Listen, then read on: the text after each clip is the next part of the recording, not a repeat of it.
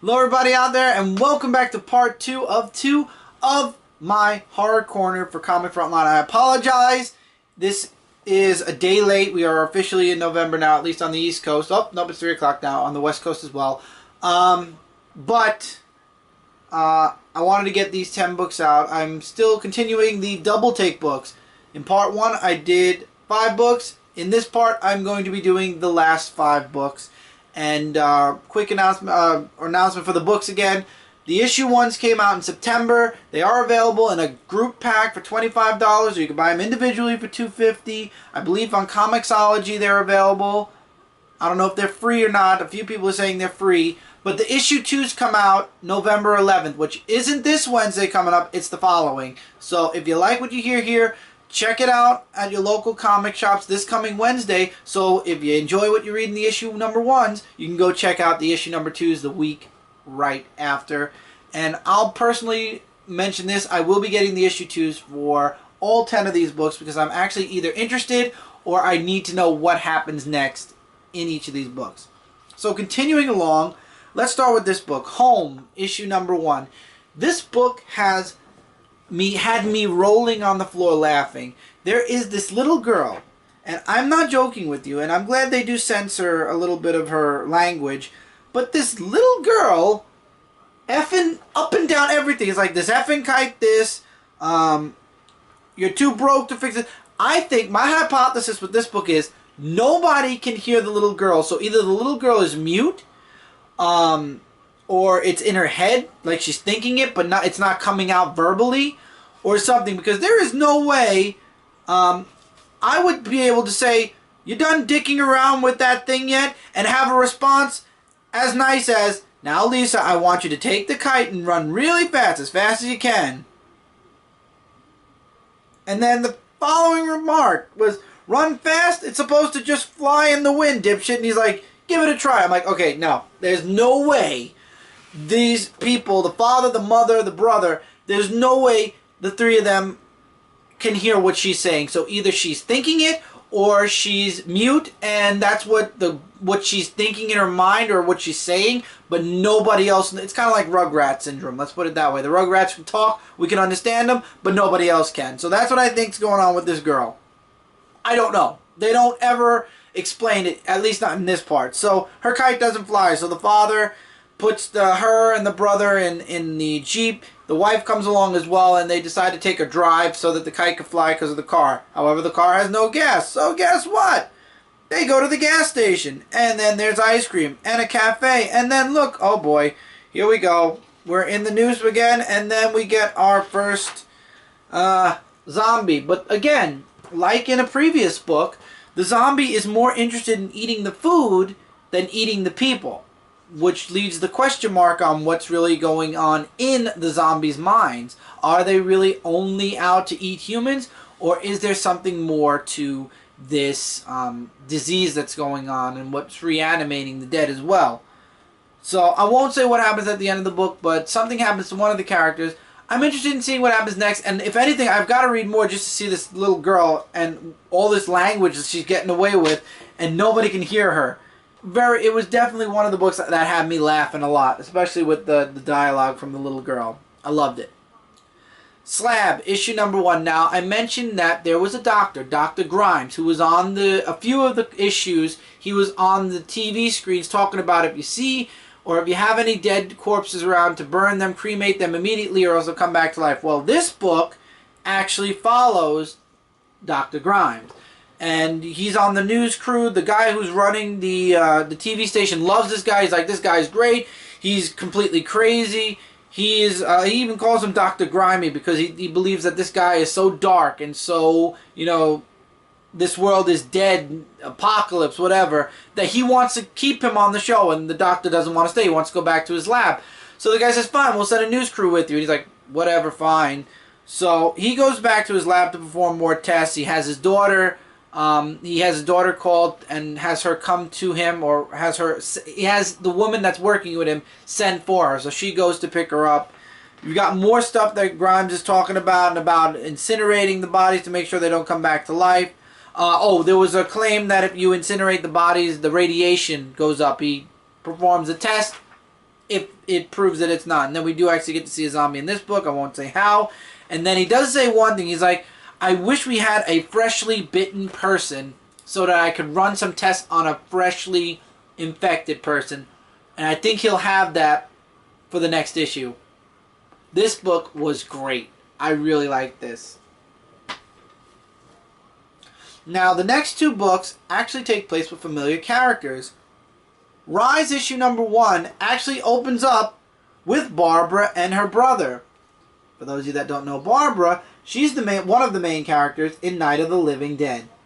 And it recaps everything that happened in the beginning of the movie all the way through to the point where she goes to the house. And then it zooms out. So basically, the whole Night of the Living Dead part, you're left to leave in your imagination. Okay, we've left her now. She's in the house. We know what happens next, so we don't need to read that. So then we go to Washington, D.C., where there are, again, certain scenes that we saw on TV playing out again, like this scene right here that I showed in part 1, where the government doesn't know what's really going on. They're trying to give explanations and keep the country calm, but things aren't looking good. And then the brother wakes up. Now, I love where Double Take is going with this series, because they're taking bold moves to edit and change and not change. This other thing that they're doing is, what's a good word for it? They're taking something that happened in the movie and putting a little bit of a twist to it. So the brother wakes up, and from what we can understand, he's dead because his head cracked open on the tombstone. So he doesn't talk throughout most of his journey until he gets to the house. And we all know that he's the one that drags... Now this is Night of the Living Dead, the early version, not the 90s version. This is before that. In that version, he takes Barbara and he drags her out of the house, and that's where the movie ends.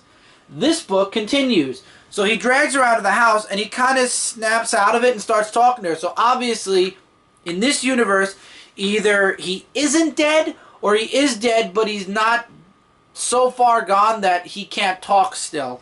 And of course, the zombie that was chasing Barbara from the very beginning continues to chase her. Now, the big revelation in this book is the brother figures out, hey, wait a minute, do you have any candy left?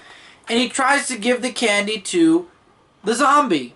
And the zombie completely loses interest in eating them and eats the candy. So the question then becomes, are the zombies just infinitely hungry and they attack humans because they're the source of food they see?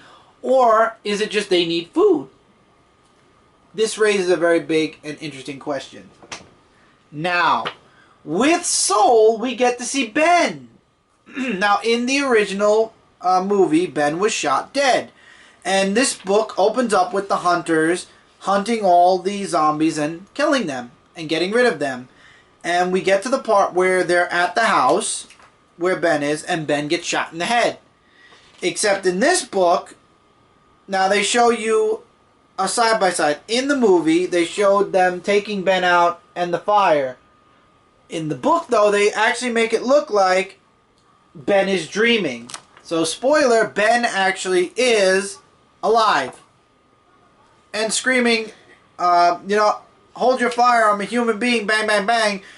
And, yeah, so they don't shoot him dead anymore. So, now he's basically, I believe he's going to be joining them. I'm not too sure. But we do get to, we do find out that one of the people from the Night of the Living Dead that I'm very interested in seeing where this is going. He was shot in the head. Point blank. And I don't think shooting a zombie in the head matters anymore by the end of this book. And it's one of the characters from the Night of the Living Dead movie. This book has me very interested in the next issue as well. Soul has me very interested in seeing where Barbara's going to go. And finally, this book, I heard rumors that there was going to be something related to a movie or a TV show. I could be wrong. It might be just connected somehow. But it's Z-Men, issue number 1. It's about these two agents who are basically in a motor pool. There's a whole opening sequence where people are trying to get into the town that's infected at the time. And this one guy kind of gets irate because he wants to go because his wife and child are in the town. And there was a flub up. But anyway, these two agents, you get a conversation with the president. I'll leave that out for you guys to read. But then there's this conversation with these two agents and their chief, or director. He's a director. And he wants to send them to this town because the president's supposed to go to this town in 2 weeks. And he wants them to go there and make sure everything's on the up and up and make sure everything is safe and clear for when the president visits. So they go. They want to find the higher-ups. The main guy has a very bad attitude. I forget his name. Officer what? Special Agent Clancy and his partner Stewart. So Clancy is a bit of a jerk, but Stewart kind of tries to sweet talk them. He actually is he's like, it's a good cop, bad cop kind of thing. He's the good cop, and he gets them to tell him, or him and his partner, where they need to go to find the higher ups, and they get lost, and then they get attacked. To be continued at the very, very end. That was really this book. This book looks like a really good. Like, these two agents are going in. They have no clue what they got themselves into. But I know that Clancy doesn't want to stay in the motor pool anymore. He wants to actually move up. So he took this case and he wants to make sure that this case will be done successfully in order for him to move up in the agency again. So I love this. This was great. And that's all 10 books if you take part 1 and part 2 together. Z-Men definitely left me wanting more and very invested in their two characters. Soul, I'm very glad that the writers were bold and decided to bring Ben back. Instead of having Ben dead, I'm really happy that they kept him alive. And that ending in this book was really good.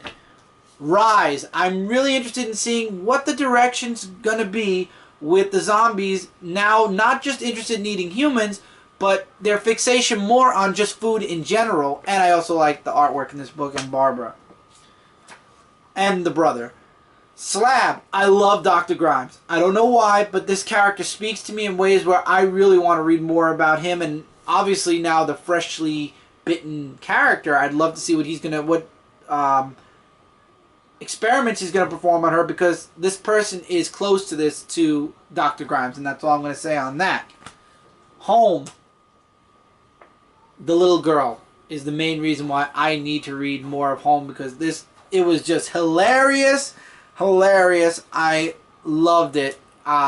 This book was the one book that kept me rolling on the floor, and when the zombie showed up, I'm like, oh yeah, that's right, we're in the zombie apocalypse beginning. This was great. The 10 books, all in all, were really great. I am very invested in seeing where this series goes. Now, one thing I didn't say in part 1, and I'm going to say it here before I go. If you're going into this universe thinking, okay, we're going into a serious Walking Dead-esque universe, you have to first understand this is the George A. Romero's universe. This isn't like Robert Kirkman's Walking Dead. And now Double Take's taken George A. Romero's work, and they've taken and put their own spin on it. So this is something new, something different. It's not one of those books where it's like there's a zombie horde and you got to kill them all. I like the direction Double Take's going with their books, because they're not just saying, okay, zombies eat people, people have to kill zombies, and people need to survive. No, they're going the route of, first of all, they brought characters back that were thought dead, which is a plus. You've got Dr. Grimes, who's a very interesting character. You've got all these stories, all 10 of them happening in this little remote town. Let me grab the map again to show you guys. It's all happening right here. It's all documented in this map where each of the books is taking place. And the zombies aren't straight up eat humans. There's something more that's developing with them, and we don't know how the zombie outbreak's happening, and we know the president's beside himself not knowing what's going on. So is the government and the army and everybody else. And then you've got these people going out and trying to kill the zombies on their own, like bounty hunters. This series, this whole universe, has huge potential to be something great and something unique. If you're looking for something different when it comes to the zombie genre, if you're looking for something with really talented writers taking something that was made so long ago, putting their spin on it and continuing it, I highly recommend checking out Double Take's full line of books, from these 5 to the previous 5. Some of you might not approve, Some of you might not like some of the artwork. Some of you might get bored with some of the story in some of the books. Not the full book, but some of you might get bored of certain stories inside certain books. For example, in the last part, Medic, I did not need to know about that doctor's life as a kid.